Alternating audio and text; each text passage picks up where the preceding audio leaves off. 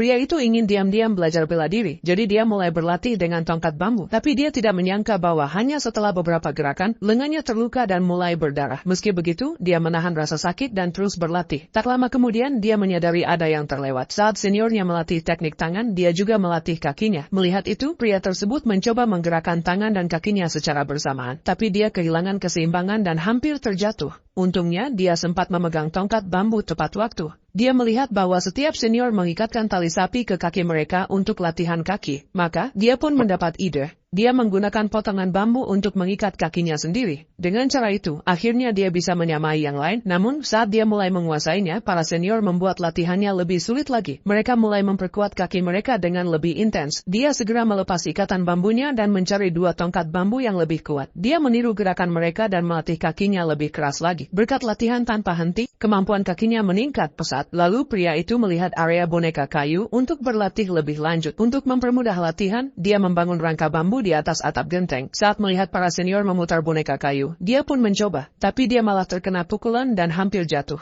Di detik terakhir, dia menggunakan refleks cepatnya untuk tetap berdiri. Para senior tidak berhenti, justru mereka memutar boneka kayu lebih cepat lagi untuk menyulitkannya. Tapi pria itu tetap tenang. Dia meniru gerakan tangan mereka dan mampu mengikuti. Dia begitu fokus hingga tidak sadar bahwa sang master telah datang. Karena atap bambu belum selesai, sang master tidak mengizinkannya masuk ke ruang latihan. Tapi pria itu berkata bahwa dia belum menyentuh tanah, jadi secara teknis belum masuk. Master lalu menendang boneka kayu itu hingga berputar dengan kencang. Pria itu merasa pusing dan hampir jatuh. Kemudian sang master memukulnya lagi dan membuatnya terpental ke rangka bambu. Pria itu pun melanjutkan membangun atap bambu. Setelah sang master pergi, dia kembali diam-diam berlatih. Dia mengangkat tongkat bambu untuk mencoba beberapa gerakan, tapi tiba-tiba melihat seorang senior terluka secara tidak sengaja. Dia begitu terkejut sampai hampir menjatuhkan tongkatnya. Untungnya, semua latihannya telah membuatnya sangat terampil. Beberapa hari kemudian atap bambu akhirnya selesai. Tapi yang mengejutkannya, sang master mengingkari janjinya. Dia menolak untuk menerima pria itu sebagai murid dan memintanya untuk membongkar bambu dan pulang. Pria itu sangat marah.